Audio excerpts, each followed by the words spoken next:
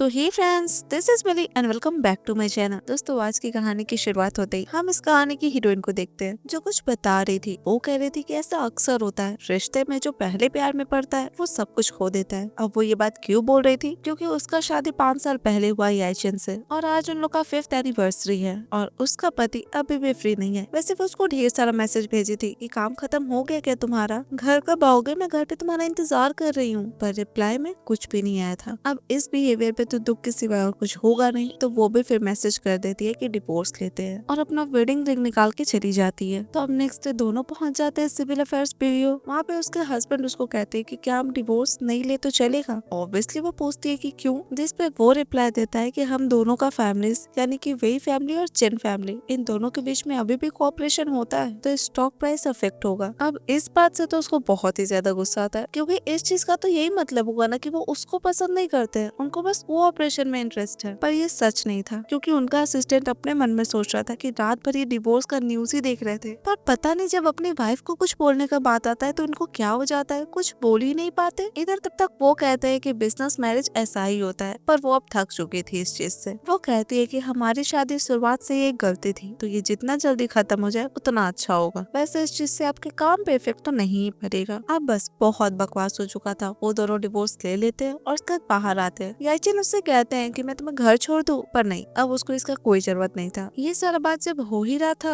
तब तक उधर से कार आता है और उसको ठोकने वाला रहता है, पर उसके हस्बैंड आ जाते हैं उसके सामने, यानी कि एक्स हस्बैंड। तो दोनों का एक्सीडेंट हो जाता है। पर वेट, कोई मरता नहीं है, वो लोग तो कहीं और ही जगते हैं। वो तो खुद में सोचती भी रहती है कि हम दोनों का तो एक्सीडेंट हुआ था ना, फिर ये कौन सा जगह है। इतने में उसकी फ्रेंड कहती है कि क्या आप बता रही हो और याचन यहाँ पे क्यों है। तब वो देखती है कि हाँ, बगल में तो उसके याची खड़े हैं। वैसे तब उसको आवाज भी सुनाई देता है उसके पर्सनल सिस्टम का, जिसका नाम साउची था। उसको बताया जाता है कि उसके बगल में जो आदमी है उसको उसी के साथ रहना है और इस नोवेल के ट्रेजिक प्लॉट को खत्म करना है। ये सब करने में उसको पॉइंट्स मिलेगा और अगर उसको 100 पॉइंट मिल जाता है तो वो अपने वर्ल्ड में वापस जा सकती है मरने से पहले वाले टाइम पे। और अगर ये मिशन करने में वो फेल होती है तो उसको इलेक्ट्रिक शॉक का पनिशमेंट मिलेगा। अब ये तो उसको समझ में आ जाता है कि वो दोनों कोई और ही टाइम पे आ चुके हैं। पर दिन वो साउची से पूछती है कि उसका और उसके हस्बैंड का रिलेशन कैसा है अभी, मतलब इस वर्ल्ड में। तब उसको पता चलता है कि वो यहाँ पे भी चिन जियू है, चिन फैमिली की बड़ी बेटी, और उसके पति तो वही है, वही याचन, वही फैमिली के बड़े बेटे। और 3 साल पहले याचन का दिल टूटा था क्योंकि उनकी प्यारी सुवान उनको छोड़ के चली गई थी और उनको फोर्स किया गया था सुवान के सब्स्टिट्यूट से शादी करने के लिए, और वो कोई और नहीं, जियू खुद थी, यानी कि हमारी हीरोइन। और यहाँ पे जो वो लोग बैठे हैं वो सारे उसके क्लासमेट्स थे और उसके बगल में जो लड़की बैठी है वो उसकी बेस्ट फ्रेंड है जुओ। और बस इतना ही नहीं, उसको पता चलता है कि इस कहानी के मेन लीड है याचन और वो बस एक सपोर्टिंग फीमेल कैरेक्टर है, क्योंकि मेन फीमेल लीड है सुवॉन जो कि उसके ऑपोजिट बैठी है। इस पॉइंट पे उसको पता चलता है कि ये सुवॉन है कौन, और उसको कुछ झलक भी दिखाया जाता है जिसमें उसके हस्बैंड उससे डेफिनेटली अच्छा बर्ताव नहीं कर रहे थे। जब बात आता था उसमें और सुवॉन को चूज करने में, तो उसके हस्बैंड तो सुवॉन को ही चूज कर रहे थे और इसी वजह से उसका डेथ भी होगा। मतलब इस प्लॉट का ऐसा ही स्टोरी था, क्योंकि मेन फीमेल लीड तो सुवॉन थी ना, तो सुवॉन और उसके हस्बैंड को तो मिलना ही चाहिए था। वैसे अपने रियल लाइफ में भी वो अपने हस्बैंड से कुछ खास खुश तो थी नहीं और इस लाइफ में भी उसको वैसा ही रोल मिला था। यही सब सोच के वो अपने हस्बैंड को मारती तो खूब है पहले, उसके बाद सोच लेती है अपना पॉइंट्स कैसे बढ़ाना है, उसके बाद सब कुछ नॉर्मल हो जाता है क्योंकि अभी तक सब कुछ फ्रीज था। अब ये तो हुआ उसका पॉइंट ऑफ व्यू। उसके बाद हम उसके हस्बैंड का पॉइंट ऑफ व्यू देखते हैं, क्योंकि इस वर्ल्ड में तो वो भी आए थे ना। उस टाइम पे उनका फ्रेंड आता है उनको बोलने के लिए कि तुम यहाँ पे आए हो, तुम इससे मिलने आए हो क्या। अब इससे मतलब सुवॉन से। अब उनके मन में तो चल रहा था कि डेफिनेटली नहीं, पर जब वहाँ पे ईयर देखते हैं तब उनको पता चलता है कि वो भी कोई और वर्ल्ड में आए हैं। इधर जियू तब तक सोच रही थी कि साउची ऐसा तो नहीं बोली है कि उसके हस्बैंड ही उसको खुद से दूर करेंगे, वो भी तो कर सकती है ना। और अगर वो ये करेगी तो उसके हस्बैंड को ये भी फील होगा कि रियल वर्ल्ड में उसको कितना फील हुआ है उनके वजह से। तो चलो क्यों ना शुरू किया जाए। ऐसा ही सोच के वो माइक उठा के चल देती है, पर इस पॉइंट पे उसके हस्बैंड उसको कुछ बोलने वाले थे, पर वो कहाँ ही सुनती है। वो जाती है जाके अनाउंस करती है सभी के सामने कि वो याचन को कभी पसंद ही नहीं की है। याचन तो बस एक सब्स्टिट्यूट है उसके लाइफ में, दैट्स इट। अब ये तो बोलती, पर किसका सब्स्टिट्यूट है, किसी को तो वो पसंद करती होगी ना। फिर तो उसको दिखाई देता है उसके बगल में एक लड़का जिसका नाम था सोंग चिनयान। उसके बारे में उसको पता था वैसे, तो वो उसी को प्रपोज कर देती है। वो कहती है कि मैं तुमको बहुत पसंद करती हूँ, मैं मानती हूँ कि किस्मत की वजह से हम दोनों साथ नहीं हो पाए, पर क्या तुम मुझे एक और चांस दोगे। अब ये तो जियो के एंड से था, पर चिनयान भी सोच लेता है कि चिन फैमिली की तो ये बेटी है ना, यही उसमें आ सकती है। तो अब ठीक है, वो तो मान ही चाहता पर बीच में उसके हस्बैंड आ जाते हैं इनकार करते हुए। वो उसको कहते भी है कि कार एक्सीडेंट में दिमाग में चोट लग गया क्या, जो उल जलूल बकवास कर रही हो, क्या बोल रही हो ये तुम। अब पहले तो वो फ्रस्ट्रेट होती है उनके इस बात से, पर फिर कहती है कि मुझे मिशन कंप्लीट करके अपने रियल वर्ल्ड में वापस लौटना है, तो छोड़ो मुझे। अब इस बात पे वो कुछ आगे बोले इससे पहले सुवर उनके पास आ जाती है। वो कहती है कि ये बस तुम्हारा अटेंशन पाने के लिए ये सब कुछ कर रही होगी, प्लीज इससे गुस्सा मत हो, नहीं तो सब जानता है ये तुमसे बहुत प्यार करती है। ये सुन के ऑब्वियसली वो उसको थोड़ा साइड करते हैं। इधर वो वापस से चिंगन से एक दूसरा चांस मांगती है। वो उसको कहता है कि तुम दोनों साथ में रहती हो, फिर भी कह रही हो कि वो सबसे जुड़े तुम्हारे लाइफ में, पर ये सच में पॉसिबल है कि तुम दोनों के मन में कोई फीलिंग्स नहीं है एक दूसरे के लिए। वो कहती है नहीं, पर ये इजी है ना, तुम भी आ जाना मेरे घर पे, फिर हम दोनों साथ में टाइम स्पेंड करेंगे, कैसा रहेगा। इस बात पे उसके हस्बैंड कहते हैं कि हमारा अभी अभी डिवोर्स हुआ है, तुम किसी और के साथ रहने के लिए मान के इतना जल्दी। वो कहती है अगर मेरे नाम से रजिस्टर्ड है तो मुझे जिसके साथ मन करेगा मैं उसके साथ रहूंगी। वैसे इधर तब तक वो लड़का भी मान जाता है तो वो उसको लेके चल देती है, क्योंकि अभी का तो उसका टास्क कंप्लीट हो चुका था। घर जाके याचन का एक्सप्रेशन सोच सोच के वो काफी खुश हो रही थी। उसके बाद अपना पॉइंट चेक कर दिए तो पता चलता है कि 1.25% हुआ है। अब ऑब्वियसली उसको गुस्सा आएगा, इतना मेहनत करी और बस इतना कम परसेंट। इसका ये मतलब है कि याचन के ऊपर कुछ खास फर्क नहीं पड़ा है, इसीलिए उसको इतना कम पॉइंट मिला है। तो अब उसको याद आता है कि उसके सामने याचन सुवन को किस किया था ना इस प्लॉट में, जिससे उसको बहुत हर्ट हुआ था। तो अब क्यों ना वो चिंगन को किस करे याचन के सामने। तो इसलिए वो ये कर रही है, ये चीज वो याचन को मैसेज कर देती है। इधर याचन बैठ के सोच रहे थे कि ये पक्का पैरेलल यूनिवर्स होगा। वैसे उनके फैमिली फ्रेंड्स कुछ भी बदला नहीं है यहाँ पे, पर जियो वो काफी बदल गई है। उसके एक्शन से साफ साफ उनको पता चल रहा था कि कुछ न कुछ मिशन उसके पास जरूर है और वो करके वो रियल वर्ल्ड में जा सकती है। पर ऐसा भी क्या मिशन है। पर वेट, इस वर्ल्ड में उन लोग का अभी तक डिवोर्स नहीं हुआ है, वो लोग मैरिड है। तो अब याचन सोचते हैं कि क्यों ना जियो के मन से डिवोर्स का आइडिया हटाया जाए, ताकि वो लोग पहले जैसे रहते थे वापस से वैसे रह पाए। अब ये सब तो ठीक है, पर तब उनका ध्यान जाता है उनके फोन पे और वो चेक करते हैं जियो का मैसेज, वही किस वाला। तो वो समझ जाते हैं कि उसका मिशन क्या हो सकता है, पर नहीं, वो सिर्फ उनकी थी। ये सोच के वो भागते हैं वहाँ पे जल्दी से। वैसे वो लोग एक ही घर में रहते थे, बस अलग अलग रूम में, तो जाने में ज्यादा टाइम नहीं लगता। पर वो तो किस करने के लिए एकदम रेडी थी चिनियान को, क्योंकि उसको अपना पॉइंट्स बढ़ाना था। पर डेफिनेटली ऐसा होता नहीं है, क्योंकि वो बीच में घुसा देते अपना हाथ। तो उसका ये प्लान तो फेल हो जाता है। ऑब्वियसली उसको गुस्सा आता है, अपने हस्बैंड को सुनाती भी है, पूछती भी है कि वो कौन होते हैं उसको रोकने वाले, और वो याद दिलाते हैं कि वो है कौन, वो उसके हस्बैंड है भाई। अब ये सुन के चिनियान पूछता है तो फिर मैं कौन हूँ, मतलब मेरा क्या स्टेटस है। इस बात पे वो याचन को कहती है कि भूलो मत, तुम सब्स्टिट्यूट हो। एंड देन चिनियान को कहती है कि मैं तुमसे प्यार करती हूँ। एंड देन उनको कहती है कि अगर मैं चिनियान को किस नहीं करूंगी तो तुमको करूंगी क्या। वो कहते हैं हाँ बिल्कुल। वो तो कर ही लेते पर करते नहीं, वो दूर करती है उनको। इधर तब तक चिनियान उससे पूछता है कि तुम डिवोर्स कब तक ले रही हो। अब मन में तो ये चल रहा था कि अगर वो उससे शादी कर लेगा तब उसको कोई फायदा होगा और ये काम उसको जल्द से जल्द करना पड़ेगा। और इतना हड़बड़ी वैसे जियो भी नोटिस करती है, पर उसको रीजन तो डेफिनेटली नहीं पता था। इधर याचन को तो बहुत ही ज्यादा गुस्सा आ जाता है ये सुन के। वो कहते भी हैं कि कभी नहीं होगा डिवोर्स। इस बात पे चिनियान कहता है क्या हुआ, जीरस ही हो रहा है। वो कहते हैं ये सब चीज करने का टाइम नहीं है। एंड देन जियो को कहते हैं कि मुझे पता है तुम्हारे मिशन के बारे में, पर अकेले क्यों करना है, मैं तुम्हारी हेल्प कर सकता हूँ रियल वर्ल्ड में जाने के लिए। इन शॉर्ट वो उसके साथ कोऑपरेट करने की बात करते हैं। ये सुनकर उसको याद आता है कि रियल लाइफ में भी वो एक दिन काम कर रहे थे। उसके हस्बैंड उसको कह भी थे कि जाके सो जाओ, अकेले कब तक करती रहोगी। अब उनका तरीका रूड था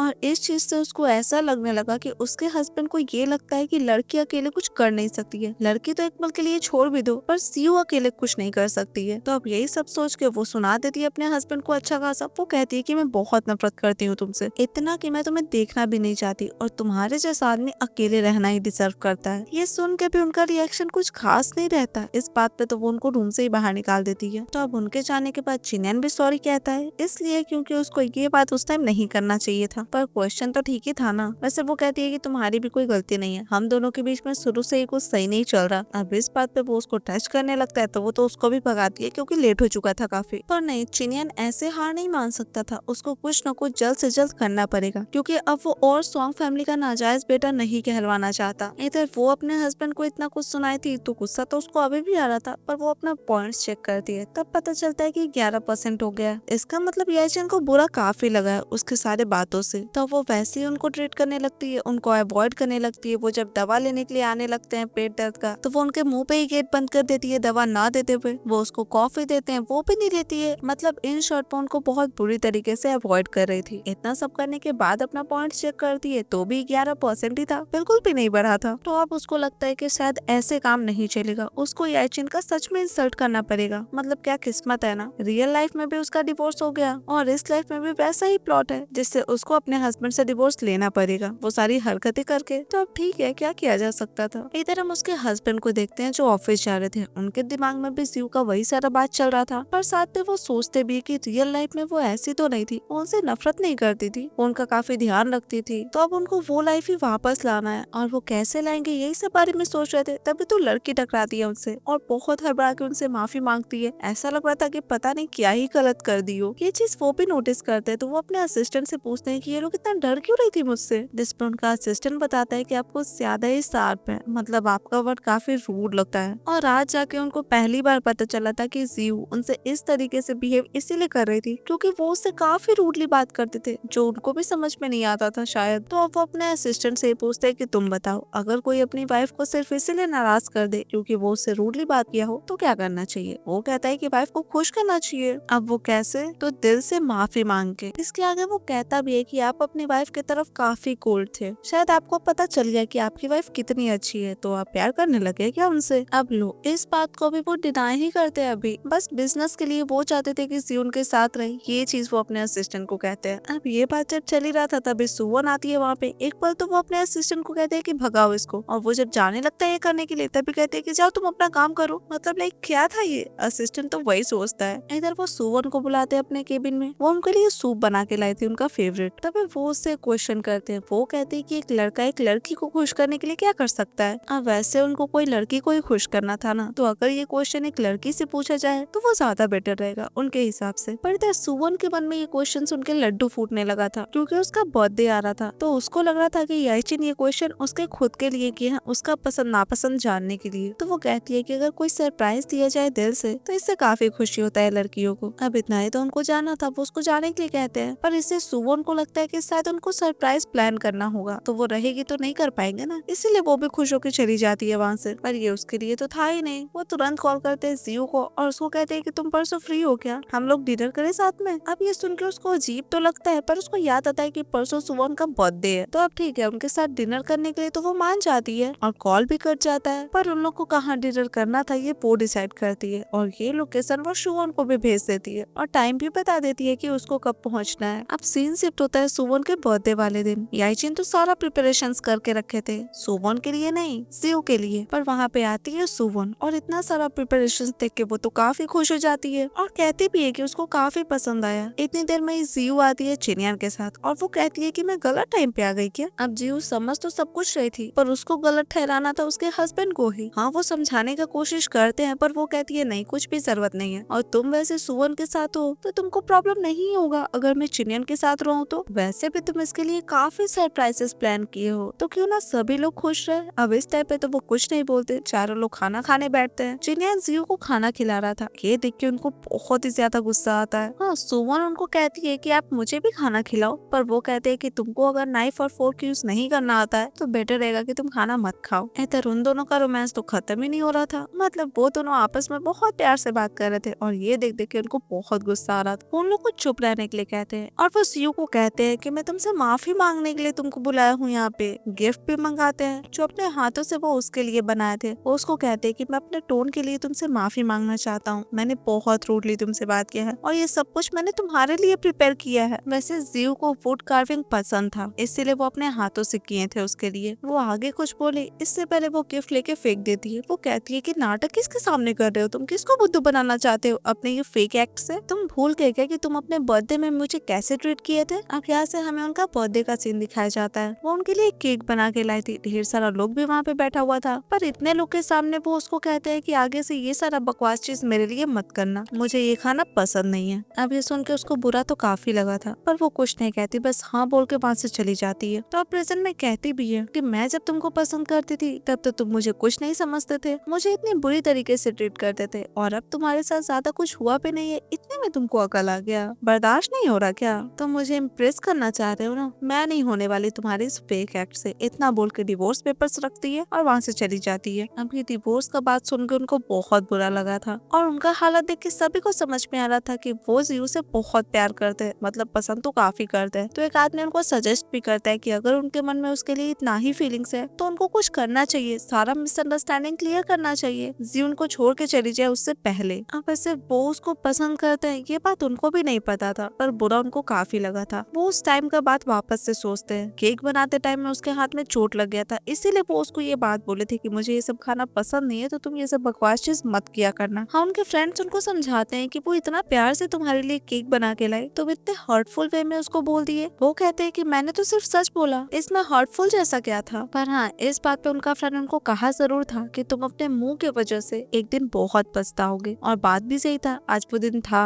जिस दिन वो बहुत पछता रहे थे। उनको नहीं पता कि उनको क्यों बुरा लग रहा था, पर उनको काफी बुरा लग रहा था और वो नहीं चाहते थे कि जी उनको छोड़ के जाए। तो फिलहाल यही सब सोच के वो वहाँ से जाने लगते हैं। हाँ, सुवन उनको रोकती है क्योंकि आज उसका बर्थडे था। वो चाहती थी कि वो उसके साथ रहे, पर नहीं, वो चले जाते हैं। इधर चिन्यान जियो को कह रहा था कि तुम उदास मत हो। अब उसके पास उदास होने का कोई रीजन नहीं था क्योंकि उसका पॉइंट्स 88% हो चुका था। पर उसी टाइम पे याइचिन आते हैं और उसको कहते हैं कि प्लीज मुझे मत छोड़ो, और उसको किस कर लेते हैं। वो तो उनको जल्दी से दूर करती है, एक झापड़ भी लगाती है और कहती है कि ये सारा चीज मेरे ऊपर ट्राई मत करो। पर अब वो उसको कहती है कि मैं कभी भी इतना क्लियर हेडेड नहीं था, मैं तुम्हें पसंद करता हूँ, मैं हमेशा से तुमको पसंद करता था और मैं तुमको कभी भी डिवोर्स नहीं दूंगा। इस बात से उसको अच्छा लगे या खराब उसको भी नहीं पता था, पर उसको इतना जरूर पता था कि ये चीज बताने के लिए काफी लेट हो चुका है क्योंकि वो ऑलरेडी काफी चीज झेल चुकी है। हाँ, उस सारी चीजों के लिए उसके हस्बैंड उससे माफी मांगते हैं और वो ये भी बताते हैं कि वो अपने पापा की वजह से इस तरीके के हो गए। अब वो कैसे, तो इसके लिए हमें उनका बचपन दिखाया जाता है। वो अपनी माँ को ढूंढ रहे थे। इस पॉइंट पे उनके पापा उनको समझाते हैं कि इमोशनल होना या फिर सॉफ्ट हार्टेड होना तुम्हें वीक बनाता है और वही फैमिली के एकमात्र वारिस होने की वजह से तुम्हारे अंदर कोई भी वीकनेस नहीं होना चाहिए। और ये चीज सिर्फ बचपन में नहीं, बड़ा होने के बाद भी उनको समझाया गया था कि जिन फैमिली में उनका शादी हो रहा है बिजनेस की वजह से, तो कहीं भी कोई पॉसिबिलिटी नहीं होना चाहिए ताकि उनके मन में कोई भी फीलिंग्स आए। तो प्रेजेंट में वो कहते हैं कि उनको तो पता ही नहीं था कि प्यार होता क्या है, वो उसको जानबूझ के हर्ट नहीं किए हैं कभी भी, प्लीज भरोसा करो। वो कहती है ठीक है, तुम्हारे कहने का मतलब तुम कुछ भी जानबूझ के नहीं की हो, तो मुझे जानबूझ के हर्ट नहीं की हो,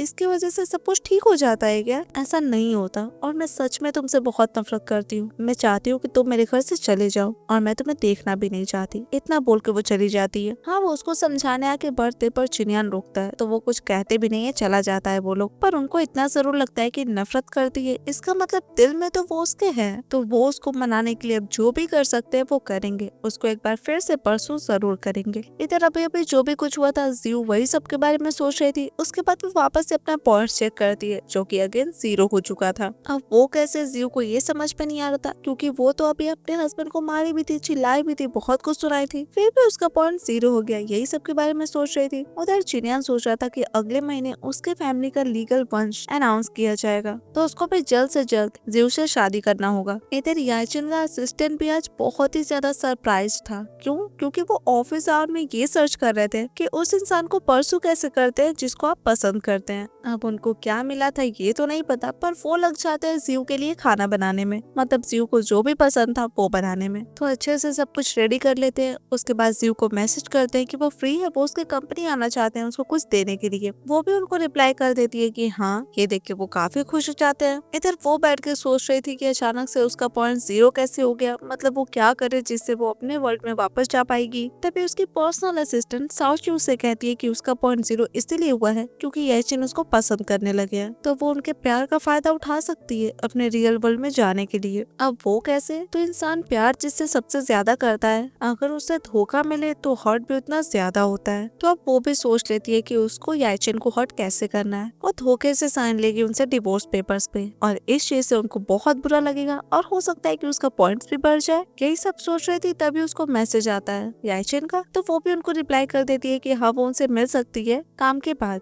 वो उसके कंपनी इंटरेस्ट पे आ जाए। तो अब होता भी ऐसा ही है, वो सारा सामान लेके पहुंच जाते हैं उसके कंपनी। वो खुद में प्रैक्टिस कर रहे थे कि वो उससे माफी मांगने के लिए क्या क्या बोलेंगे और अपना प्यार कन्फेस कैसे करेंगे। वैसे इस चक्कर में एक लड़की उनके सामने आ जाती है और उसको लगता है कि वो उसको प्रपोज कर रहे हैं, तो वो तो झट से मान जाती है। हाँ, वो उसको कहती है कि तुम गलत समझ रही हो, पर वो कहाँ ही मानने वाली थी, वो तो उनके पीछे ही पड़ जाती है। वो तो रिश्ता शुरू करने के लिए किस करने तक की बात करने लगती है। इस पॉइंट पे बगल से क्रॉस करते रहती है सीयू और उनसे टकरा जाती है और एक्सीडेंटली उन दोनों में किस हो जाता है। पर हाँ, वो उससे माफी भी मांगते हैं। उसके बाद जो वो उसके लिए खाना बना के लाए थे वो उसको देते हैं, उससे माफी मांगते हैं, वापस से एक चांस मांगते हैं। हाँ, सीयू को तो बिल्कुल भी भरोसा नहीं हो रहा था कि ये सब कुछ याइशिन कर रहे हैं, पर सच तो सच होता है और वैसे वो उनको एक चांस देने के लिए मान भी जाती है, पर कंडीशन ये था कि उनको एक एग्रीमेंट साइन करना होगा। अब ये सुन के तो वो झट से साइन कर देते हैं और उनका साइन देख के वो काफी खुश हो जाती है क्योंकि वो डिवोर्स एग्रीमेंट था। पर वो भी कम नहीं थे, वो देख लिए थे कि ये डिवोर्स एग्रीमेंट है तो वो पेपर लेते हैं और फाड़ देते हैं क्योंकि ऑब्वियसली वो उसको डिवोर्स देना नहीं चाहते थे। इधर तब तक बाहर चिनियन का कार आ जाता है तो वो चली जाती है बाहर। पता चलता है कि वो 2 टिकट लेके आया है कॉन्सर्ट का। उस सिंगर का गाना जियो को बहुत ही ज्यादा पसंद था तो बहुत मुश्किल से वो 2 टिकट्स अरेंज कर पाया है और ये चीज जियो भी समझती थी क्योंकि वो कॉन्सर्ट का टिकट्स इतना इजीली नहीं मिलता था सभी को। तो वो तो कार में बैठने जा रही थी पर याचन उसको रोकते। वो उसको कहती है कि अगर मैं 2 टिकट्स अरेंज कर पाए तो तुम मेरे साथ चलोगी। वो कहती है बिल्कुल भी नहीं, तुम उसके साथ जाओ ना जिसको तुम पसंद करते हो। इतना बोल के वो बैठने ही वाली रहती है कि वो बैठ जाते हैं। अब वो क्यों, तो वो कहते हैं कि उनका ड्राइवर छुट्टी पे है तो घर उनका सामने पड़ता है तो क्यों ना चिनियन उनको उनके घर पहुंचा दे। अब इस बात पे उन दोनों का थोड़ा बहुत बहस तो होता है पर वो उनको कार से निकाल के ही मानती है और खुद बैठ के चली जाती है। उस टाइम पे उनको समझ में आता है कि मारना अफेक्शन का साइन होता है और डांटना लव का। इसका मतलब जियो के दिल में तो वो अभी भी है। यही सोच के वो खुश हो जाते हैं और उस कॉन्सर्ट का VIP टिकट अरेंज करने के लिए कहते हैं। उधर बेचारे जियो का तो पॉइंट्स पूरा नेगेटिव हो जाता है। अब रीजन तो उसको भी समझ में नहीं आता पर देखते हैं उसको कब पता चलता है। अब यहाँ से सीन शिफ्ट होता है, वो लोग कॉन्सर्ट में आ जाते हैं। चिंगेन एक बार फिर से उससे पूछता है कि तुम इतना दिन उसके साथ रही हो, ऐसे तो तुम इजीली बोल दी कि वो एक सब्स्टिट्यूट है, पर सच में तुम्हारे मन में कोई फीलिंग्स नहीं है क्या? अब मन में तो उसके चल रहा था कि ऐसा थोड़ी ना है, मेरा तो क्रश ही था वो, मैं हमेशा से उसी को तो पसंद करती थी। पर फिर बोलती है कि नहीं नहीं, मैं उसको कभी पसंद नहीं की। ये सुन के चिंगेन को लगता है कि उसका एक चांस हो सकता है, पर फिर उसको लगता है कि यहाँ का टेम्परेचर कुछ ज्यादा ही कम है तो क्यों ना जियो को कुछ उड़ाया जाए। तो वो वैसा ही करता है। हाँ ये देखे वो कहती भी है कि तुम्हारा जैसा शादी होगा वो कुछ ज्यादा ही खुश रहेगी तुमसे, एक वाइफ को यही सारी चीजें तो चाहिए। इस बात पे वो कहता है कि मैं तो सोच लिया हूँ मुझे किसे अपनी वाइफ बनाना है, बस वो मान जाए। अब ये सारा बात जब चल ही रहा था तभी वहाँ पे याचिंग आते हैं। ऑब्वियसली वो कपड़ा हटाते हैं, खुद का सूट उसको ओढ़ाते हैं, पर इस बार उनका सूट वो खुद ही हटा देती है। हाँ इस बात पे दोनों में बहस होता है पर वो उसको इस बार डायरेक्टली कहते हैं कि मैं तुम्हें पसंद करता हूँ, पर वो कहाँ ही भाव देने वाली थी उनको। हाँ चिंगेन कहता भी है कि हम लोग सीट स्विच कर लेते हैं, पर वो कहती है नहीं जरूरत नहीं है, मैं इसे इग्नोर करूंगी। तो अब ऐसे ही करके वो लोग जो चल रहा था उस पर ध्यान देने लगते हैं। इतना देर में चिंगेन उसका हाथ पकड़ने लगता है पर वो रुकते हैं। वो याद दिलाते हैं कि उन लोग का डिवोर्स अभी तक हुआ नहीं है तो वो हाथ पकड़ने लगते हैं तो चिंगेन रुकता है। ऐसे ही करके दोनों लड़ लेते हैं पर हाथ कोई नहीं पकड़ता क्योंकि वो रोकती है ना। तो अब ऐसे ही करके सब कुछ खत्म होता है। वो जाने लगती है तो वो उसको रोक के कहते हैं कि मैंने एक रेस्टोरेंट बुक किया है, तुम्हें अच्छा लगेगा। पर वो फिर से उनको अवॉइड करके चली जाती है। हाँ वो पीछे आना चाहते थे पर चिंगेन रोकता है। वो कहता है कि तुम्हारी ये सब हरकतें ना उसको और गुस्सा दिलाएगा तो ये सब मत करो। इस बात पे याचिन कहता है कि तुमको जलन हो रहा है क्या? अब वो क्यों, तो वो सिर्फ मुझे मारी मुझे डांटी तुम्हें नहीं, इसलिए। इतना बोल के खुश होके वो तो चले जाते हैं एंड चिंगेन वाज लाइक पागल कहीं का। इधर उसको समझ में नहीं आ रहा था कि याचिन तो पहले उसको पसंद नहीं करते थे और अब पीछे ही पड़ गए। चल क्या रहा है उनके दिमाग में, यही सब कुछ अपने मन में बोल के जा रही थी। तभी चिंगेन आके उसको हक कर लेता है। वो कहता है कि मैं भी तो आदमी हूँ ना, मुझे भी जलन होता है। तुम मुझे पसंद करती हो, मैं तुम्हें पसंद करता हूँ। जब हम दोनों एक दूसरे से प्यार करते हैं तो तुम उसको डिवोर्स दे दो ना, मेरे साथ रहो। इतना बोल के तो किस करने आगे बढ़ता भी है पर वो पीछे हट जाती है। तो वो कहता है कि तुम उसे झूठ बोल रही हो। तब वो कहती है कि ऐसा कुछ नहीं है, मैं किसी न किसी तरीके से उससे डिवोर्स ले लूंगी, बस मुझे थोड़ा टाइम दो। इतना बोल के वो चली जाती है क्योंकि लेट भी हो रहा था। अब वो तो चली जाती है पर चिंगेन के पास टाइम ही तो नहीं था तो वो सोचता है कि उसको कोई और तरीका ढूंढना पड़ेगा। अब वो क्या, वो तो हमें भी नहीं पता चलता। यहाँ से सीन शिफ्ट होता है जियो पे। उसको तो कुछ समझ ही में नहीं आ रहा था कि क्या किया जाए और क्या नहीं। तभी उसके फ्रेंड का कॉल आता है उसको और उसकी फ्रेंड उसको चिंगेन से दूर रहने के लिए कहती है। अब वो क्यों, तो वो बताती है कि चिंगेन सॉन्ग फैमिली का नाजायज बेटा है और उसके फ्रेंड सुनिए कि उसके दादाजी मरने वाले हैं और मरने के टाइम पे वो अनाउंस करेंगे कि इस फैमिली का अगला वारिस कौन होगा। तो हो सकता है कि वो जियो को यूज कर रहा हो सॉन्ग फैमिली का एसेट्स हथियाने के लिए। वैसे जियो को तो लग ही रहा था शुरुआत से कि कुछ न कुछ गड़बड़ तो जरूर है और अब क्या है ये उसको पता था। पर वो सोचती है कि चिंगेन का और उसका ऑब्जेक्टिव तो सेम ही है, मतलब दोनों को अपना अपना फायदा देखना है। तो वो सोच लेती है कि ये चिंगेन ही है जो उसका डिवोर्स लेने में उसका हेल्प कर सकता है। तो ये सोच के वो बहुत ज्यादा खुश हो जाती है। अब सीन शिफ्ट होता है नेक्स्ट डे। उसके हस्बैंड फिर से उसके पास आते हैं। उनको देख के वो थोड़ा सा गुस्साती है पर वो उसको विनाइल रिकॉर्ड देने आए थे, मतलब उसके फेवरेट मूवी का साउंड ट्रैक बहुत मुश्किल से वो ढूंढ के लाए थे। वैसे हाँ ये देख के उसको भी अजीब लगता है कि अचानक से ये आदमी इतना कैसे बदल गया, पर फिर भी उसको ये सब चीज में दिमाग नहीं लगाना था तो वो उनको अवॉइड करके जाने लगती है। वो पूछते हैं उसे कि क्या हो गया, इतना हड़बड़ी में क्यों हूँ। वो कहती है कि चिंगेन बहुत ही ज्यादा ड्रिंक कर रही है तो मुझे उसे लाने जाना है। इतना बोल के वो तो चली जाती जाती है और सच में चिंगन ड्रिंक कर रहा था। तो वो उससे ड्रिंक करने का रीजन पूछती है। वो उसको कहता है कि प्लीज मुझे बुरा मत समझना, तुम तो जानती हो कि मैं सॉन्ग फैमिली का नाजायज बेटा हूँ। मेरा भाई, हम दोनों की एज में ज्यादा अंतर नहीं है, पर बचपन से ही सब लोग मुझे बहुत बुरा भला बोलते हैं, इस सब में मेरी क्या गलती है। अब ये सब बोल के रो रहा था तो वो भी उसको शांत करवाती है। वो कहती है कि इन सब में तुम्हारी कोई गलती नहीं है, तुम थोड़ी ना डिसाइड कर सकते हो कि तुम किस तरीके से इस दुनिया में आए हो। इस पॉइंट पे वो उससे सॉरी बोलता है, पर क्यों, इसका रीजन वो नहीं बताता, पर हमें पता चलता है क्योंकि वो जियो को यूज कर रहा था खुद का गोल्स अचीव करने के लिए। और वो कैसे, तो उन दोनों का फोटो शूट करके। इधर बेचारे याचिन भी बहुत ज्यादा ड्रिंक कर लेते हैं और वो भी उसको वॉइस मैसेज भेजते हैं कि मैंने भी बहुत ज्यादा ड्रिंक कर लिया, तुम मुझे नहीं आओगी लेने के लिए। इस पॉइंट पे वो तो नहीं आती है, पर उनका असिस्टेंट जरूर आता है उनको रोकने के लिए। इतनी देर में जियो की फ्रेंड का कॉल आता है याचिन को और फोन को कहती है कि प्लीज आप उन सब फोटोज पे भरोसा मत कीजिएगा, जियो ऐसी नहीं है, चिंगन पक्का उसका यूज कर रहा है, जाके जियो को ढूंढिए। अब ये सब तो ठीक है, पर न्यूज है क्या, ये वो उससे पूछते हैं। डेफिनेटली वो उसको नहीं बताती है, तो वो अपने फोन में चेक करते हैं। तब पता चलता है कि उन लोग का फोटो ऑनलाइन पोस्ट किया हुआ है और वो दोनों कोई होटल में है, ये भी मेंशन्ड है। ये पता लगते ही वो पहुंच जाते हैं उसी होटल में, हर एक रूम को नॉक करते हैं। डेफिनेटली जियो को ढूंढ रहे थे और उनके इस हरकत की वजह से बेचारे असिस्टेंट को सभी लोगों से माफी मांगना पड़ रहा था, क्योंकि वो काम ही ऐसा कर रहे थे। तो ऐसे ही करते करते जियो मिलते तो है, पर किसी रूम में नहीं। वो वहाँ से जा रही थी तब मिलती है। तो वो जैसे ही उसको देखते हैं वो उसको लेके एक रूम में घुस जाते हैं। वहाँ पे जाके उसको कहते हैं कि कहाँ वो टच किया, तुम सिर्फ मेरी हो, ऐसे ही बोल बोल के किस भी कर लेते हैं। हाँ, वो उनको मारती है एक चाटा और कहती भी है कि मैं खुद की हूँ, मैं किसी की नहीं हूँ। पर मार खाने के बाद भी वो उससे पूछते हैं कि क्या बुराई है मुझ में, मैं बदल गया हूँ सच में, तुम किसी और लड़का के पास मत जाओ। ऐसे ही बोल बोल के उसको सीड्यूस करने की कोशिश करते हैं। वो उसको कहते हैं कि तुम किसी और के साथ मत सो। हाँ, पहले तो वो कहती है कि मुझे जिसके साथ जो करने का मन करेगा मैं करूंगी, पर इस पॉइंट पे वो उसको किस करने लगते हैं। हाँ, वो थोड़ा हिचकिचाती है, उनको रोकती है, पर फिर उसको भी ठीक लगने लगता है, तो वो और ज्यादा आनाकानी नहीं करती। इस पॉइंट पे वो उससे कहते हैं कि तुम चिंगयांग के पास नहीं जाओगी और ना ही मेरा मैसेज इग्नोर करना अलाउड है तुमको। मेरे लाइफ में सिर्फ एक तुम ही हो जो हमेशा से मेरे साथ अच्छी थी, तो मैं तुम्हें किसी और के पास जाने नहीं दूंगा। अब ऐसा नहीं था कि उसके मन में उसके हस्बैंड के लिए फीलिंग्स नहीं था, पर वो भूल नहीं पा रही थी वो पास्ट लाइफ में क्या क्या किए थे उसके साथ, ये सारा कुछ। और अभी वो जो भी कुछ बोल रहे थे उसका मन ये सब मानने के लिए तैयार ही नहीं था। उसके दिमाग में बस एक ही चीज चल रहा था कि जो वो फील की है वो अपने हस्बैंड को फील करवाएगी और इस तरीके से वो अपने रियल वर्ल्ड में वापस जा भी सकती है। और उसके बाद तो उसका याचिन से कोई लेना देना रहेगा भी नहीं। तो ठीक है, फिलहाल के लिए वो उनसे प्रॉमिस करती है वो जो भी चीज उसको करने से मना किए थे वो नहीं करेगी ऐसा। और ये सुन के वो खुश हो जाते हैं, क्योंकि उनको ऐसा लग रहा था कि अब उन दोनों का डिवोर्स नहीं होगा। पर हाँ, वो क्लियर कर देती है कि मैंने सिर्फ माफ किया है तुम्हें, और डिवोर्स होगा या नहीं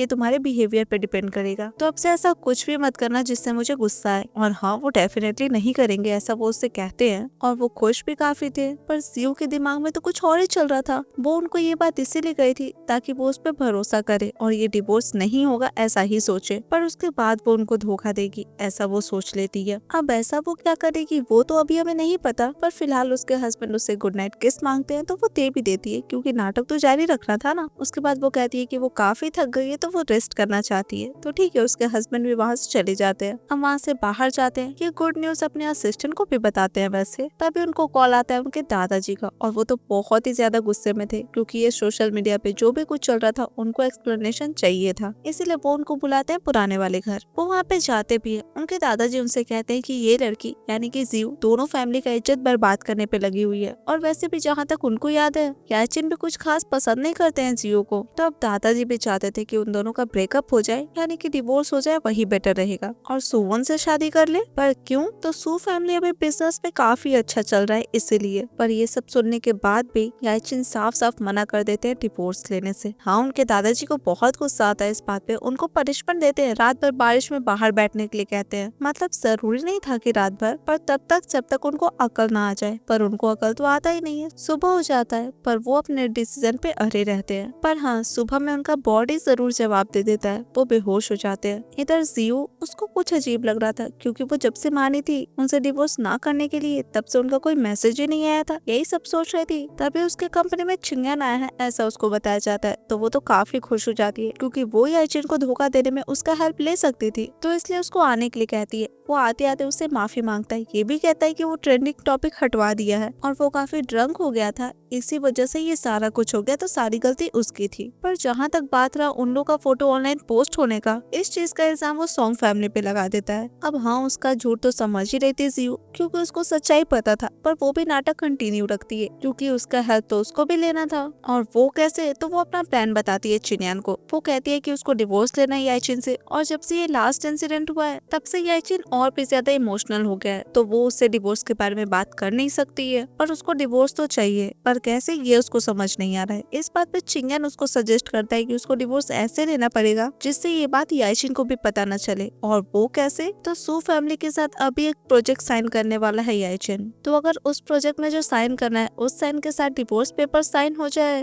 तो बात बन सकता है। अब ये आइडिया तो अच्छा लगता है जियो को, पर वो कहती है कि सुवोन से मेरा रिश्ता कुछ अच्छा नहीं है, तो वो मेरी हेल्प करेगी नहीं। पर चिन्यन कहता है कि मैं हूँ ना, मैं सब कुछ करवा दूंगा तुम्हारे लिए। अब ये तो ठीक है, पर जियो उसको कहती है कि सुवोन को ये सब कुछ नहीं बताने के लिए, मतलब ये नहीं बताने के लिए कि जियो भी इस प्लान में शामिल है। तो अब ठीक है, वो तो ये बोल के चला जाता है, पर जियो बहुत ही ज्यादा खुश हो जाती है क्योंकि एक बार याइचिन को ये समझ में आ जाए कि जियो उनको धोखा दिया है तो उसका पॉइंट्स तो बहुत ही ज्यादा बढ़ जाएगा और वो अपने रियल वर्ल्ड में जा भी सकती है। इधर हम याइचिन को देखते हैं जो अपने ऑफिस में थे। हाँ, सर्दी खांसी हुआ था पर फिर भी काम कर रहे थे क्योंकि जियो अभी तक नाराज थी उनसे, उनको ऐसा लग रहा था, तो उनको फटाफट से ये सारा काम कंप्लीट करना था। तो ये सब बात जब चली रहा था तब तक वहाँ पे सुवोन आ जाती है, वही प्रोजेक्ट पेपर साइन करवाने के लिए। वो उनको देती है, वो पढ़ने भी लगते हैं, पर अचानक से उनको चक्कर आने लगता है। ये देख के तो वो हड़बड़ा जाती है। वो कहती है कि आप जल्दी से पेपर साइन कर दीजिए क्योंकि भले ही आप हॉस्पिटल जाना नहीं चाह रहे हैं, पर कोई तो होना चाहिए ना आपका ध्यान रखने के लिए। वो कहते हैं कि मेरी वाइफ है, मैं मैरिड हूँ, तो किसी और को मेरा ध्यान रखने का कोई जरूरत नहीं है। हाँ, वो कहती है कि तुम्हारा तबीयत खराब है, फिर भी सिर्फ आएगा है तुमसे मिलने के लिए। ये सुन के वो फटाफट से पेपर साइन करते हैं और उसको बोलते हैं जाओ यहाँ से। अब उसका तो काम बन ही गया था, तो वो वहाँ से निकल जाती है। बाहर जाते जाते मैसेज कर देती है जियो को, उसको कॉफी शॉप पे बुलाती है क्योंकि उसको कुछ इंपॉर्टेंट बात करना था जियो से। तब होता भी ऐसा ही है, कुछ देर बाद दोनों लड़कियां मिलती हैं। सुवोन बहुत अच्छे से उसको बोलती है कि तुम्हारे और चिन्यन के रिश्ते की वजह से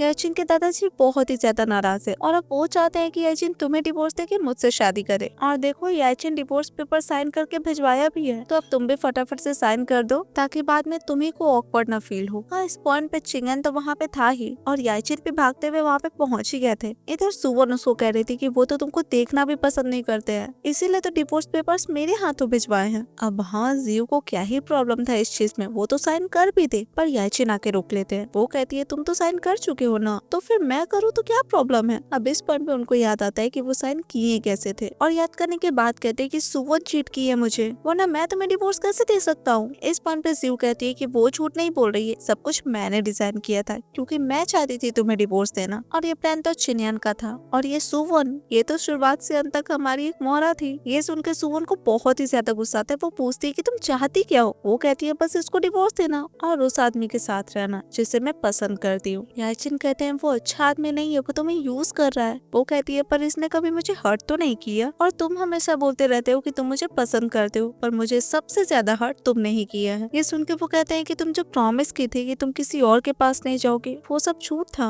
वो कहती है हाँ, मैंने झूठ बोला था तुमसे। क्यों? वो पूछते हैं। क्योंकि जियो अच्छे से जानती थी कि वो धोखा से बहुत ही ज्यादा नफरत करते हैं, पर फिर भी वो उनको धोखा दी। अब इसका आंसर तो वो नहीं देती, पर सीधे वो डिवोर्स पेपर साइन कर दिए क्योंकि वो उनको परेशान करना चाहती थी, और वो कर रही थी। तो ये सब करके वो वहाँ से चली जाती है। हाँ, उसको सारा बात याद था, मतलब वो अपना ट्रू फीलिंग्स उसे कन्फेस किए थे सब कुछ, पर पता नहीं क्यों वो उनसे कोई रिश्ता रखना नहीं चाहती थी क्योंकि उसके हिसाब से काफी लेट हो चुका था ये सारा फीलिंग्स कन्फेस करने में उनका। इधर ये सब सोच सोच के ये बेहोश हो जाते हैं। उधर जियो बैठी हुई थी, उसका पॉइंट्स भी बढ़ के 80.3% हो गया था, पर पता नहीं उसको अच्छा फील नहीं हो रहा था क्योंकि वो याइचिन को इतना बड़ा धोखा दी थी। हाँ, उसको लग रहा था कि ये सब करके वो रियल वर्ल्ड में वापस तो चली जाएगी, हो सकता है याइचिन भी चले जाए, पर उसके बाद उन दोनों में कोई रिश्ता तो नहीं रहेगा ना। तो इसलिए वो उनको मैसेज कर देती है कि इस चीज को ऐसे ही जाने देना, और उसके बाद मूड खराब था तो आराम से गाना सुनने लगती है। उधर ये मैसेज याइचिन को मिलता है तो हमको समझ में आता है कि वो सिर्फ उनसे डिवोर्स पाने के लिए ये सब कुछ किए, पर वो तो इजीली उनसे डिवोर्स ले सकती थी। पहले उम्मीद जगाना, फिर धोखा देना, ये सब कुछ करने का क्या जरूरत था। मतलब कुछ न कुछ मिशन इसके पीछे तो उसका जरूर है, और वो क्या है ये तो वो पता लगवाएंगे, पर साथ में वो ये भी सोच लेते कि सब कुछ को वो इतना इजीली खत्म होने तो नहीं दे सकते। इधर ये बात वो सोचते हैं और उधर उसका पॉइंट्स कम हो जाता है वापस से 20%, जिससे डेफिनेटली उसको गुस्सा आता है। वो सोचती है कि पता नहीं याइचिन क्या सोचते रहते हैं। तो अब ऑफिस में यही सब बैठ के सोच रही थी कि अपना पॉइंट कैसे बढ़ाया जाए। साउची को कहती भी है कि वो उनसे दूर रहना चाहती है, वो उनके साथ भी नहीं रहना चाहती है, तो फिर उसको ये सब क्यों करना पड़ रहा है। पर साउची उससे कहती है कि वो कुछ नहीं कर सकती, याइचिन ही उसके टारगेट है, तो उनको उदास करने का ही उसको पॉइंट मिलेगा। तो यही सब कुछ जब वो सोच रही थी तब चिंगयान आता है वहाँ पे, उसको कॉन्ग्रेचुलेट करता है क्योंकि वो जो चाहती थी वो उसको मिल गया था, मतलब डिवोर्स हो गया था।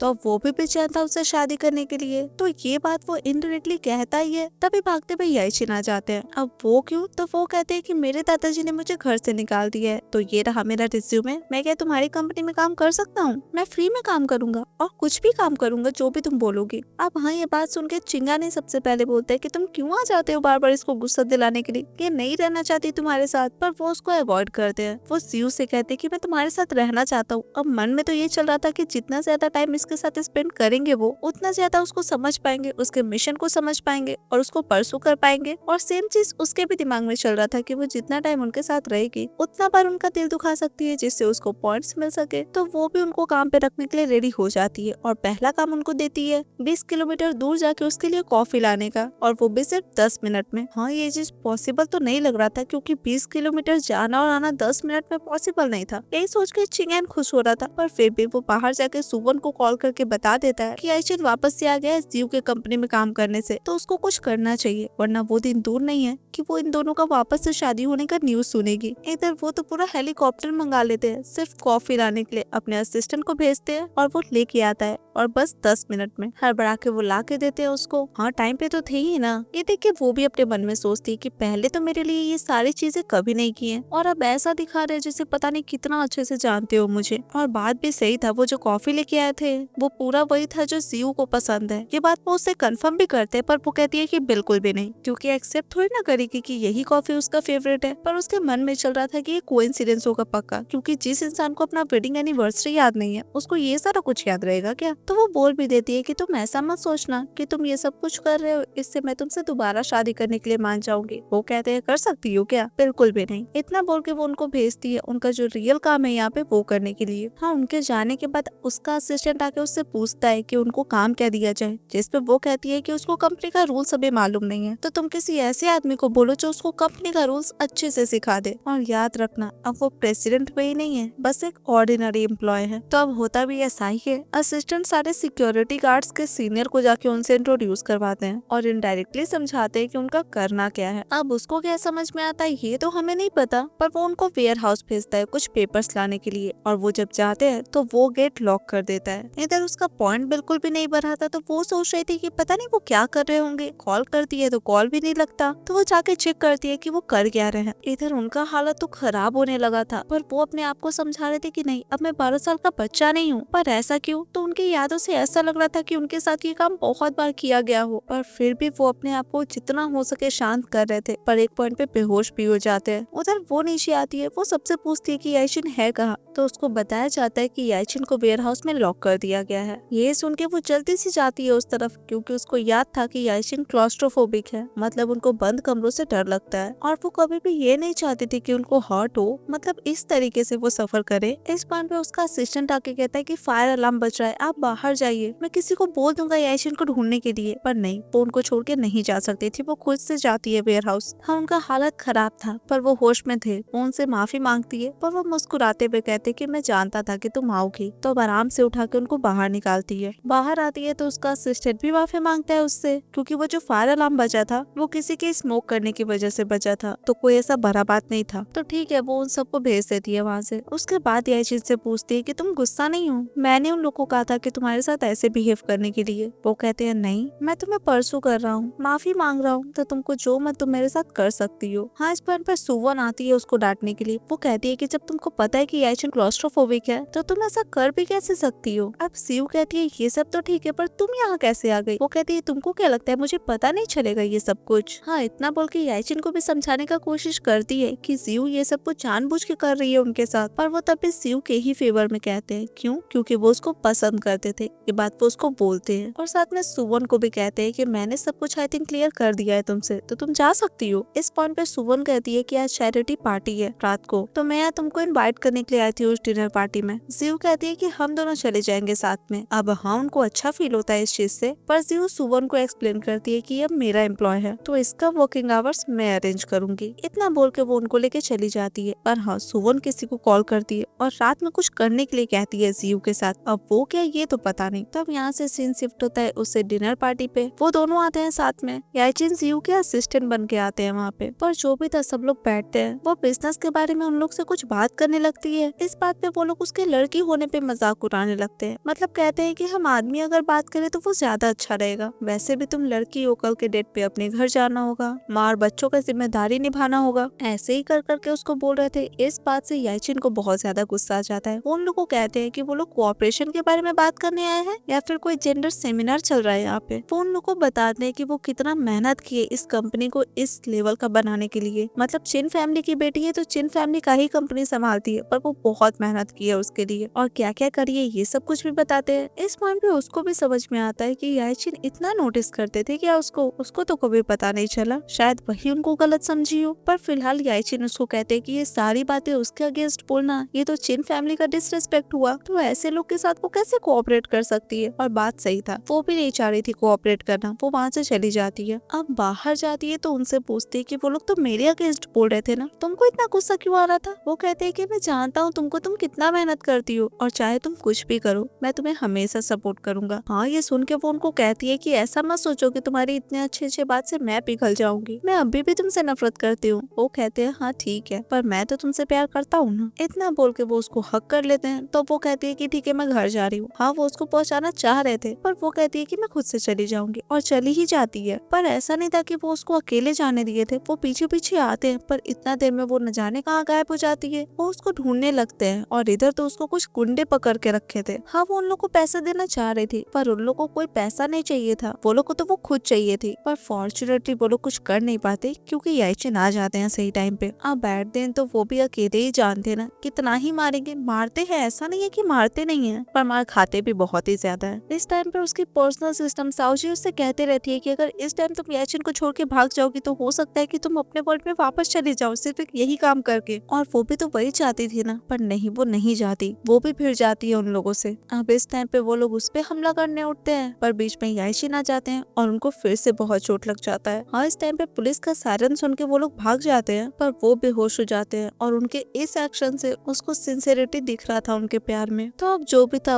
उनको हॉस्पिटल में एडमिट किया जाता है। ट्रीटमेंट के बाद उनको होश आता है तो जियू थी उनके पास बैठी हुई और उनको ये भी समझ में आ रहा था कि वो बहुत देर से रोई है। पर फिर उसका भी नींद खुल जाता है। डॉक्टर आके चेक करते हैं वापस से तो कोई इंटरनल डैमेज नहीं हुआ था उनको, ऊपर से बस चोट लगा था और वो उनका ध्यान काफी अच्छे से रख रही थी। हाँ, वो उस टाइम भी उसको खुश रहने के लिए कह रहे थे पर वो कहती है कि अगर पुलिस टाइम पे नहीं आता ना तो तुम मर चुके होते। तो नेक्स्ट टाइम से ऐसा कोई सिचुएशन आया इतना तो वो बोलती है। बीच में वो कहते हैं कि अगर नेक्स्ट टाइम भी ऐसा कुछ होगा तो मैं बिना हेजिटेशन के तुम्हें बचाऊंगा। अब ये सुन के वो क्या ही कहे। वो कहती है मुझे भूख लगा है तो मैं जा रही हूँ बाहर खाना लाने के लिए। पर बाहर जाके सोचती है कि तुम ही थे जो पास्ट में मुझे हर्ट किए थे और अब तुम ही मुझे बचा रहे हो। मैं तो अब नफरत भी नहीं कर पा रही हूँ इससे, पर प्यार भी ये मुझसे बहुत लेट से किया। तो शायद हमारी किस्मत में मिलना तो लिखा है पर साथ होना नहीं। तो ठीक है, जब तक ये हॉस्पिटल में है तब तक मैं इसका ध्यान रखूंगी, उसके बाद सब अपने अपने रास्ते। तो अब ठीक है, होता भी ऐसा ही है। खाना बना लेके आती है उनके लिए। अब उनका हाथ तो इंजर्ड था ना, भले लेफ्ट हैंड ठीक था पर चॉपस्टिक थोड़ी ना उठेगा, तो वो उनको अपने हाथों से खाना खिलाती है। इन शॉर्ट वो जब तक रहती है उनका ध्यान तो रखती है। तो अब एक दिन उनका असिस्टेंट आता है। वो उनको बताते है कि ये गुंडे उनको सुवन भेजी थी और उसी रात वो भी अब्रॉड जा चुकी है, तो वो भी अभी तक पकड़ में नहीं आई है। हाँ, इस बात पे वो कहते हैं कि चाहे कुछ भी करना पड़े पर उसको पकड़ो और जियू के पास कुछ लोगों को भी भेज दो ताकि उसको प्रोटेक्ट कर पाए वो लोग, क्योंकि सुवन अभी भी उसको नुकसान पहुंचा सकती है। इस बात पे असिस्टेंट पूछता है कि आप वही कंपनी में वापस कब आ रहे हैं, क्योंकि बहुत सारा चीज है जो आपके बिना रुका हुआ है। हाँ, इस पॉइंट पे जियू आती तो है पर कुछ भी सुन नहीं पाती। वो अपना बैग लेने आई थी वैसे। इस पॉइंट पे याचिन हाथ दर्द देने का थोड़ा सा ड्रामा करते हैं पर एक्चुअली में पेन होने लगता है उनको, क्योंकि वो झटका से उसको पकड़े थे रोकने के लिए। तो वो उनका ध्यान रखती है, सिर्फ आज नहीं हर दिन, जब तक वो ठीक नहीं हो जाते तब तक। तो अब ऐसे ही करके एक दिन वो ठीक भी हो जाते हैं और हॉस्पिटल से डिस्चार्ज भी हो जाते हैं। वही सारा प्रोसीजर्स कंप्लीट करवाती है वैसे। उस पॉइंट पे वो उसको थैंक यू बोलते हैं उसका ध्यान रखने के लिए और साथ में कहते भी है कि ये हमारा नया शुरुआत होगा। इस बात से अग्री तो वो भी करती है। फिर दोनों अपने अपने घर चले जाते हैं। पर जियू सोचती है कि नया शुरुआत करने का मतलब उसके अकेले का था, मतलब वो उनके साथ नया शुरुआत नहीं करेगी, वो अकेले करेगी। इस पॉइंट पे साउची उसको याद दिलाती है कि अगर वो काम कंप्लीट नहीं करेगी तो वो यहीं पे फंसी रह जाएगी। उसको याचिन को हर्ट करना पड़ेगा, उनको उदास करना पड़ेगा। पर अब जियो नहीं चाहती थी ये करना। अब यहाँ से सीन शिफ्ट होता है रात में। वो चिंगन से मिलती है, वो उससे माफी मांगता है क्योंकि वो अब्रॉड गया हुआ था और वो भी सुना कि उसके साथ क्या क्या हुआ है, तो वो ठीक है या नहीं ये सब पूछता है। जियो बताती है कि वो तो ठीक है पर याइचिन इंजर्ड हो गया उसको बचाने के चक्कर में। हाँ, चिंगन उसको कहता है कि तुमको ऐसा नहीं लगता है कि ये सब कुछ प्लान याइचिन खुद किया होगा? वो कहती है नहीं ऐसा नहीं है, वो ऐसा आदमी नहीं है। पर चिंगन तो सिर्फ आग लगाने की कोशिश कर रहा था क्योंकि उसको अच्छे से पता था कि ये सब कुछ सुवोन की है। इस पॉइंट तक वहाँ पे याइचिन भी आ जाते हैं और वो उसको बताते हैं कि ये सब कुछ जो उसके साथ हुआ था ये सुवोन करी थी और वो यहाँ पे इसीलिए आए हैं ताकि सुवोन फिर से उसको हर्ट न कर पाए। इस पॉइंट पे जियो को भी लगता है कि याइचिन से शायद उसको कुछ बातें क्लियर करना पड़ेगा वरना ये किसी के लिए भी ठीक नहीं रहेगा। तो पहले तो वो चिंगन को यहाँ से भेजती है। उसके बाद याइचिन को कहती है कि आज के बाद हम एक दूसरे को कांटेक्ट कभी नहीं करेंगे। वो कहती है तुम मेरा इतना अच्छे से ध्यान रखी, उसके बाद क्यों बोल रही हो ये सब कुछ? वो कहती है कि तुमने मुझे बचाया था, तुम मेरे वजह से हर्ट हुए थे तो मैं तुम्हें इग्नोर कैसे कर सकती थी, इसीलिए तुम्हारा ध्यान रखा। वो कहते हैं मुझे लगा तुमने मुझे माफ कर दिया। वो कहती है हाँ मैंने माफ कर दिया, पर इसका ये मतलब नहीं है कि हम नया शुरुआत कर सकते हैं। जैसे कि पास्ट में तुमने जो भी मेरे साथ किया है, मुझे इतना हर्ट किया है, मैं कुछ भी भूल नहीं सकती। और तुम पास्ट में मुझे पसंद नहीं करते थे, अब करने लगे तो फ्यूचर का क्या भरोसा। और मैं पास्ट में जो भी कुछ झेली हूँ ना, मैं नहीं चाहती वो सब याद करना और मैं वापस से वैसा जिंदगी जीना भी नहीं चाहती। ये सुन के वो उससे माफी मांगते हैं। वो कहते हैं कि उनको भी नहीं पता था कि वो उसको इतना पेन दे रहे, इतना हर्ट कर रहे उसको और अब वो सच में बदल चुके हैं। पर वो उनको समझाती है कि ऐसा नहीं है कि मैं तुमसे नफरत करती हूँ, पर ऐसा भी नहीं है कि मैं तुमसे वैसा प्यार करूंगी जैसा मैं तुमसे पहले करती थी। अपने एंड से ये सब क्लियर करके वो चली जाती है वहाँ से। तब उनको उनके दादाजी का कॉल आता है और वो साथ में डिनर करने के लिए उनको घर बुलाते हैं। वो घर पहुँचते हैं तो उनके दादाजी उनको डांट लगाते हैं क्योंकि एक डिवोर्स लड़की की वजह से जो बिना सोचे समझे डिवोर्स पेपर साइन भी कर दी, उसके पीछे वो इतना पगलाए हुए हैं। उनको हॉस्पिटल जाना पड़ा उसकी वजह से, अपना काम धाम छोड़ के बैठे हुए हैं। तो इसीलिए वो चाहते थे कि आज के बाद वो जियो से ना मिले, पर वो कहते हैं कि मैं उससे मिलूं या ना मिलूं ये मेरा प्राइवेट मैटर है। अब ये सुन के दादाजी भड़क जाते हैं। वो उनको कहते हैं कि बचपन से मैंने तुम्हें समझाया कि फीलिंग सबसे यूजलेस चीज होता है और बिजनेस में इसका कोई रोल नहीं है। पर इस पर वो भी गुस्सा आ जाते हैं। वो कहते हैं कि इसी वजह से तो मुझे आज तक नहीं पता था कि मेरे लिए इम्पोर्टेंट है क्या। पर दादाजी को इससे कोई मतलब नहीं था। वो तो साफ फैमिली की बेटी से उनको शादी करने के लिए कह रहे थे क्योंकि बिजनेस में साफ फैमिली भी अच्छा परफॉर्म कर रहा था। पर याइचिन भी अपने एंड से कह देते हैं कि उनके पर्सनल मैटर में दादाजी इंटरफेयर नहीं ही करे तो ही बेटर रहेगा। इतना बोल के वो चले जाते हैं। पर दादाजी भी कोई कम नहीं थे। वो अपने असिस्टेंट को कहते हैं कि न्यूज में ये बात फैला देने के लिए कि जाओ फैमिली और वेई फैमिली के बीच में शादी होने वाला है, मतलब याइचिन और जाओ फैमिली की बेटी का शादी होने वाला है। क्योंकि दादाजी के हिसाब से जियो जब ये न्यूज सुनेगी तो वो याइचिन को खुद ही छोड़ देगी। और होता भी कुछ ऐसा ही है। सीन शिफ्ट होता है नेक्स्ट डे। याइचिन जाओ फैमिली की बेटी से मिलते हैं, पर कोई शादी के बारे में बात करने के लिए नहीं, बिजनेस के बारे में बात करने के लिए। और इस पर पे चिंगन लेके आता है जियो को, उसको बताते रहता है कि देखो इन दोनों का शादी होने वाला है और अब वो तुमको भूलने की कोशिश कर रहा है। हाँ, याइचिन भी उसको देख लेते हैं और आके डायरेक्टली कहते हैं कि गलत मत समझना, मैं इससे शादी नहीं कर रहा, मैंने मना कर दिया। पर चिंगन तो फिर भी उनको सुनाया जा रहा था। पर जियो कहती है कि तुमको कुछ भी एक्सप्लेन करने का कोई जरूरत नहीं है और बाहर चली जाती है। बाहर भी चिंगन उसको कन्विंस किए जा रहा था कि वो दोनों पक्का शादी करने वाले हैं। ये सुनते सुनते अचानक से जियो उसको कहती है कि मुझे कुछ बात करना है याइचिन से, तुम जाओ मैं बाद में बात करती हूँ तुमसे। अंदर जाके वो उनसे पूछती है कि क्या कहने वाले थे तुम? वो कहते हैं कुछ भी नहीं, क्योंकि उनको ऐसा लग रहा था कि पता नहीं वो जेन्युइनली आंसर देगी या नहीं। पर इस टाइम पे उसको भी उनसे कुछ पूछना था। तो वो कहती है कि क्यों ना दोनों एक ही साथ एक दूसरे से क्वेश्चन करें। और दोनों का ही क्वेश्चन एकदम सेम था कि क्या तुम मुझे पसंद करते हो? वो कहते हैं हाँ और वो कहती है नहीं। तब वो उनसे पूछती है कि तो फिर क्यों मेरी तरफ कोई भी कंसर्न नहीं था तुम्हारा?